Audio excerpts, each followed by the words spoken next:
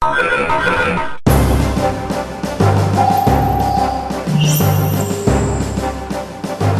Hacker News Network presents HNN Cast with your host, Space Rogue.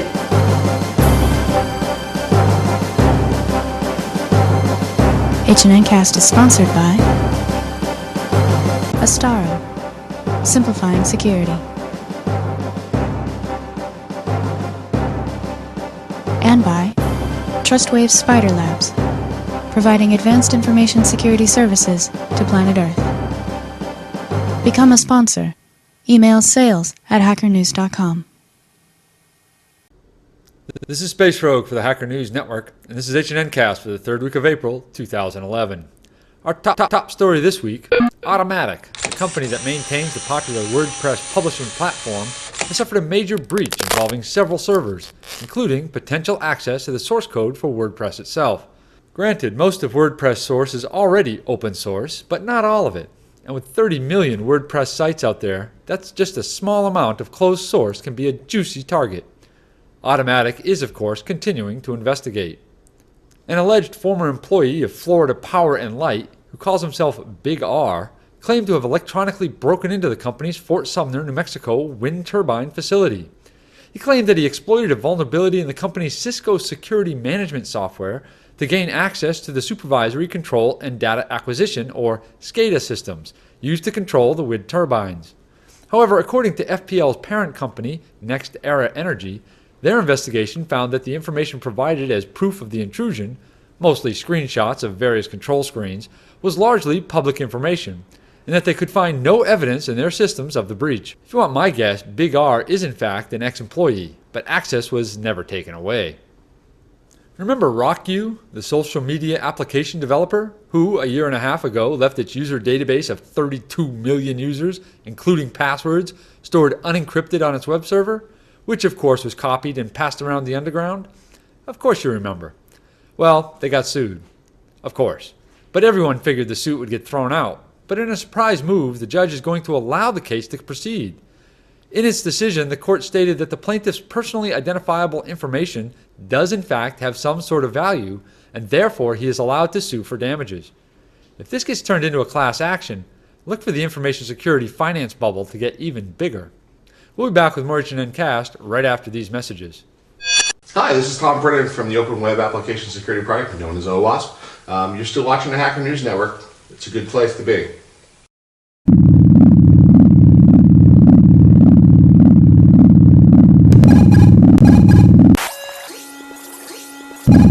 Bye, bye, bye, bye, bye, bye.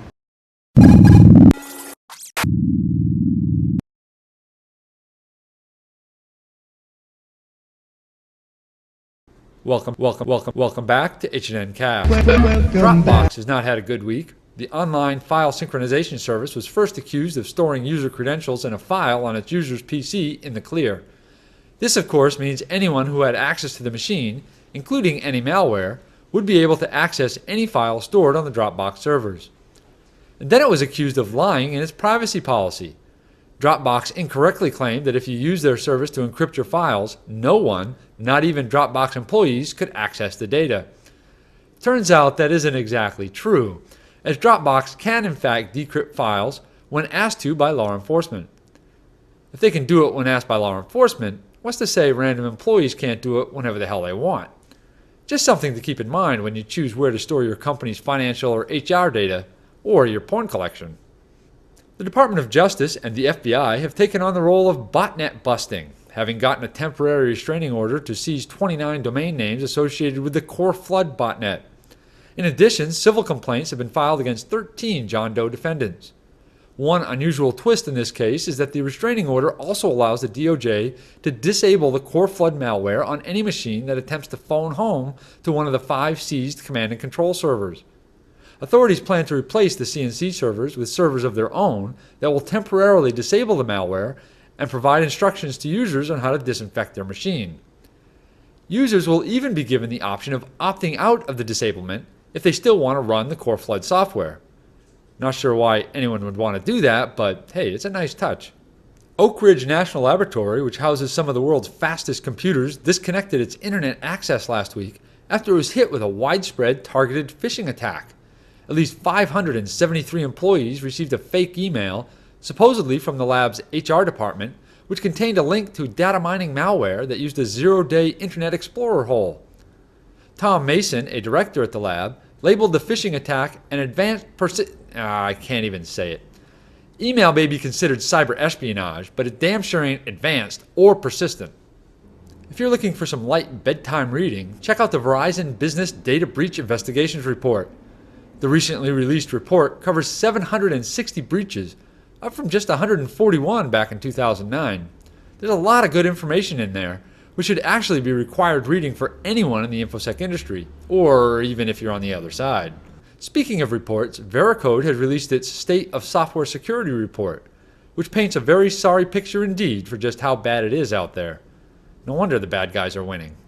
That's it for big news. We'll have the quickies later, but first it's tool time. We'll be right back with tool time and the H&N quickies right after these messages. Stalkers, burglars, employers, parents, strangers, hackers, lawyers.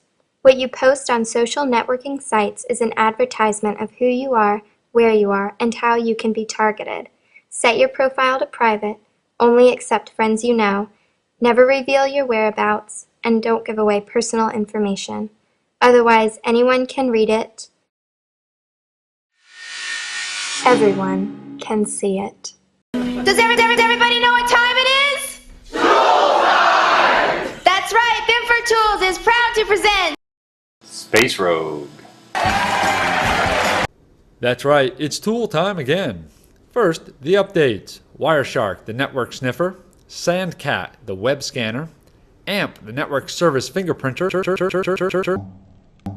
Armitage, the UI for Metasploit. CVEchecker, the vulnerability scanner. Qubes, the secure operating system. A few key sysinternals utilities. Olly Debug, the analyzing debugger, and Creepy, the geolocation aggregator. All have been updated. Check your sources, then update. Also, Maltego is taking its commercial version, 3.04, and making it the community edition. They've also launched a Facebook page. Good for them. And now, into the fresh. RawCap is a free, tiny command line sniffer. Can't imagine what that's for. The HoneyNet project has released Streams version 0.1.0. Streams is a tool for browsing, mining, and processing TCP streams in PCAP files. Woanware has released the ViewStateHacker version 1.0.4. It deals with custom objects within the ViewState better. Be sure to check out DirectoryScanner version 1.0, the free directory server fingerprinting tool. It recognizes Novell eDirectory, Microsoft Active Directory, OpenLDAP, Sun1, Netscape, IBM Lotus Domino, and Oracle Directory Services. No Open Directory. Oh well, no one still uses that anyway. McAfee has released ShareScan version 1.0.0.2. It will identify open file shares on the network that have wide open or no permissions. Remember the original ShareScanner that used to mount them for you too? The good old days. GetSploits version 9 will search for exploits in the exploit database. Search by author, platform, type, port, OSVDB ID, or CVE number. SQLmap version 9 was released recently. It's an open source tool that helps find and exploit SQL injections. For you Apple jailbreakers, Red Snow has been updated to include Untether. It works on all 4.3.2 firmware devices except the iPad 2. Find out more at the iPhone dev blog. SpoofTooph is a Bluetooth spoofer. It will automate spoofing or cloning of device name, class, and address.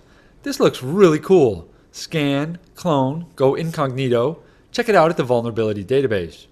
And finally, some hardware. Fluke has released Air-Check Wi-Fi Tester. It provides a single handheld solution for engineers and technicians looking for fast and effective Wi-Fi network visibility. It works with 802.11a, b, g, and n.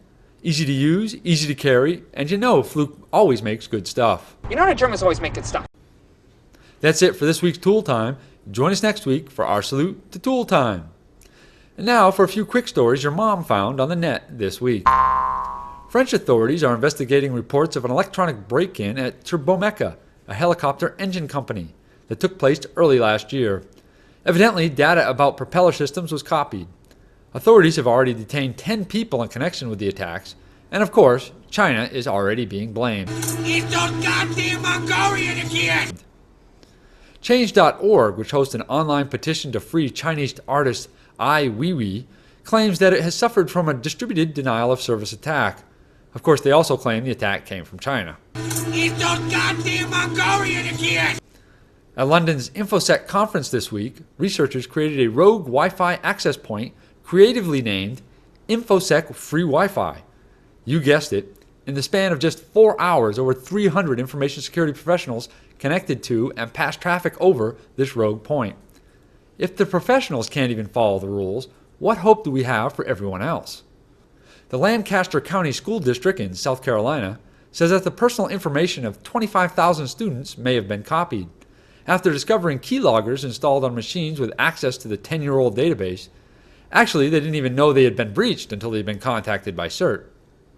After 2 years of not even getting on the board, the team from the University of Washington took home the first place trophy from this year's National Collegiate Cyber Defense Competition. Good job, guys. And that's all the quick stories your mom found on the net this week. That means it's time for your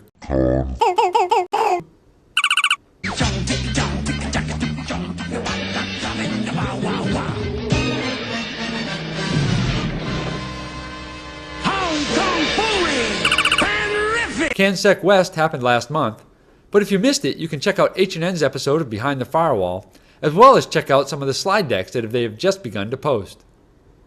Hack.LU, which takes place in the tiny duchy of Luxembourg in September, has opened its call for papers. EkoParty, which takes place in Buenos Aires, Argentina, has announced its 2011 dates as September 21st, 22nd, and 23rd. That's right, they've expanded to 3 days. That's a lot of con. In DEF CON news, it looks like PokerCon will be back for this year, and the scavenger hunt has confirmed that ThinkGeek.com and EvilMadScientist.com will sponsor the event, which should make for some pretty damn good prizes. The call for papers for the DEF CON Sky Talks is open, and the DEF CON vendor area is actively looking for new vendors. Yeah, it seems like the same old people are there every year. I mean, just how many Jinx t-shirts does one person need? Anyway, check it out on the DEF CON forums. And now for the Stack of Shame, the list of all known open vulnerabilities as cataloged by the Zero Day Initiative.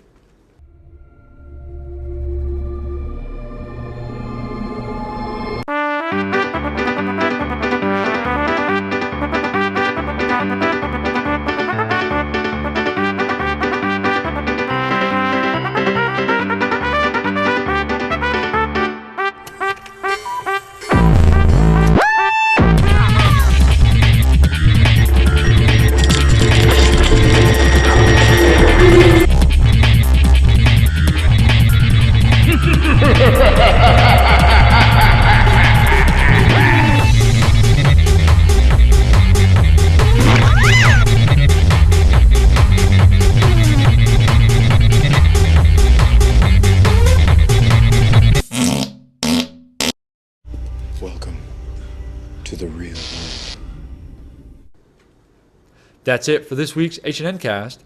I've been your host, Space Rogue, and you've been watching the Hacker News Network.